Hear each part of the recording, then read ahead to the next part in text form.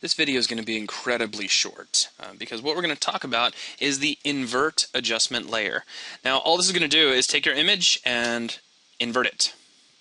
That's really all there is to it. In fact, it's so dirt simple because if you take a look, there are absolutely no options whatsoever for invert. Its whole job is right here.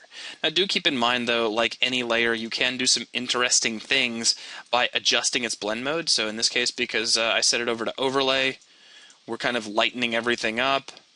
We can set it over to luminosity and just invert the luminosity of our image to get a really cool effect.